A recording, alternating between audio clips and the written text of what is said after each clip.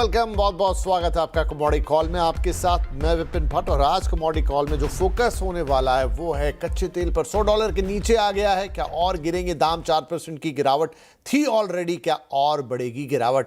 और दूसरी तरफ सोने चांदी की बढ़ रही है चमक, तो फिर आपको क्या करना चाहिए? इन सब पर बातचीत करने के लिए आज हमारे साथ है all India bullions and jewellers association के प्रेसिडेंट योगेश सिंघल और कुंवर ग्रुप के डायरेक्टर रवि देओरा। आप दोनों का बहुत बहुत स्वागत है। तो योगेश जी, देखिए, फिलहाल के लिए तो जितना मुझे आइडिया है शादी ब्याह रुके हुए हैं, लेकिन जो सीज़न आएगा आगे उसके लिए तो तैयारी अभी से होगी। तो ये एक बहुत बड़ा एस्पेक्ट होता है कंज्यूमर के मन में, क्योंकि तब तो आप खरीदारी को टाल नहीं सकते। अभी का मैं सिनेरियो देखूं, पहले सोने की बात करूंगा, तो इस वक्त कैसा है मार्केट, किस तरह की है डिमांड?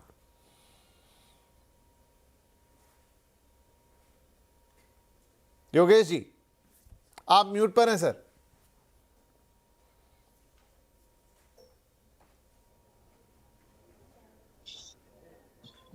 जी जी।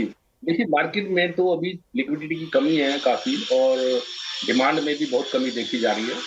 पूरा दिन मतलब जैसे तैसे करके दुकानदारों का निकलता है।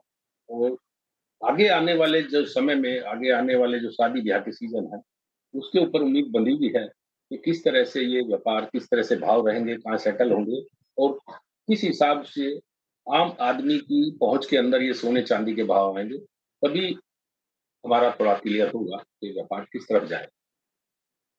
जी, मैं एक चीज़ समझना आपसे चाहूँगा कि देखिए, ऑलरेडी सोने का भाव जहाँ है, आपने आम आदमी का जिक्र किया, वो तो उससे पहुँच से तो बाहर ही है। कुछ बातें मैंने ये भी सुनी कि आगे मतलब जब तक शादी ब्याह का सीजन पहुँचेगा दिवाली के आसपास, ये 1.5 तक भी जा सकता है। तो क्या बहुत सारे लोगों के मन में विचार ये ना होगा कि अभी का जो भाव है उस पर ही थोड़ा सा खरीद लिया जाए, 8-10 हज़ार रुपये का ही फायदा हो तो बहुत? बिल्कुल, बिल्कुल ऐसा है। और खरीदारी थोड़ी-थोड़ी देखने को मिली थी पिछले महीने। लेकिन जो है ना, अभी हमें ऐसा लगता है लिक्विडिटी सब सोने-चांदी जो बुलियन खरीदा था लोगों ने, 5 लाख 4 लाख चांदी और 2 लाख रुपए सोना या 3 लाख रुपए सोने की खबर को देख के, कहीं न कहीं लिक्विडिटी उनकी फँसी भी है और वो लोग नुकसान में हैं। तो वो लोग सोच रहे हैं कि किस तरह से हम इसको लिक्विड करें, क्योंकि हर ट्रेड में मंदा है, कोई ज्वेलरी की लाइन में नहीं है, हर ट्रेड में ही मंदा है।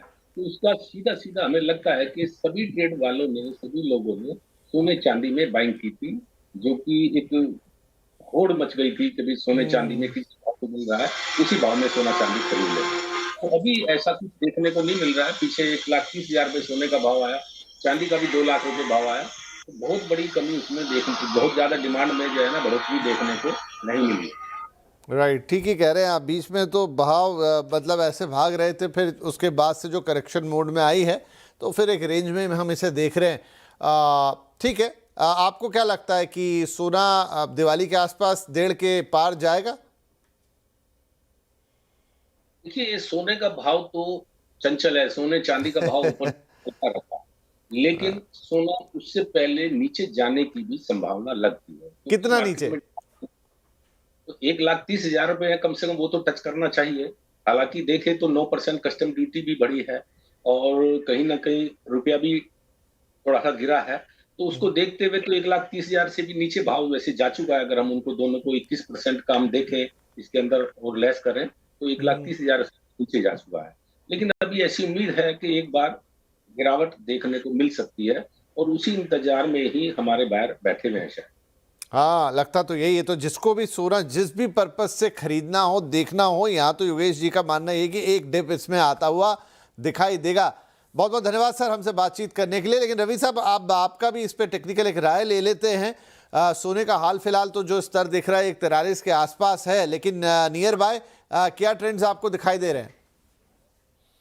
नियर बाय जो मेजर फोकस होगा that would be on I think fade meeting जो नेक्स्ट वीक में 29th को है। तो आई थिंक मुझे लग रहा है कि मार्केट का टोटल फोकस है वो ये मीटिंग पे होगा, क्योंकि मीटिंग का आउटकम इस हिसाब से भी इम्पोर्टेंट है, क्योंकि फेड ने अपना जो हॉकिश रुख अपनाया है, और यही रीजन से सिल्वर एंड गोल्ड में लगातार बिकवाली है। बॉन्ड यील्ड 4.7 के ऊपर पहुंच चुके हैं, डॉलर इंडेक्स लगातार एक स्ट्रेंथ के साथ ट्रेड कर रहा है। तो मुझे लग रहा है कि ये मीटिंग काफी इंपॉर्टेंट होगी, और नियर टर्म के फंडामेंटल में ये काफी इंपॉर्टेंट फैक्टर हमारे लिए। हालांकि जैसे आगे बात हो रही थी, हमारे यहाँ पे जो गोल्ड है वो कॉस्टली है। इंटरनेशनल मार्केट में 50 आसपास है, एंड हमारे मार्केट में फिर भी वही प्राइस है जो पहले थे, क्योंकि ड्यूटी राइज हुई, रुपी 94 वाला 96.50 आ चुका है।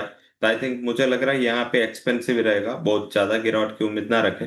एंड आई थिंक कुछ भी यहाँ पे वोलेटिलिटी फेड मीटिंग के बाद आती है तो बाइंग के लिए लास्ट चांस होगा। उसके बाद वाली जो पॉलिसीज में रेट हाइक है वो अभी से मार्केट ने डिस्काउंट कर लिया है। तो आई थिंक मुझे लग रहा है कि इंट्राडे पर्सपेक्टिव से कोई ट्रेड लेना है तो बाय एंड डिप्स का स्ट्रेटजी लगाए 1,42,800 के आसपास, 1,42,230 के स्टॉप लॉस के साथ बाय करें।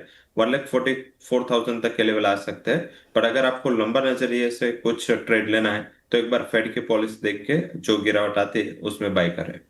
राइट, तो इंट्राडे और थोड़ा सा लॉन्ग टर्म या फेड पॉलिसी के आसपास वाले दोनों नजरिए रवि जी ने बता दिए। इसी के साथ एक छोटा ब्रेक ले लेते हैं यहाँ पे, लेकिन ब्रेक के बाद थोड़ा फोकस करेंगे एग्री कमोडिटीज के ऊपर।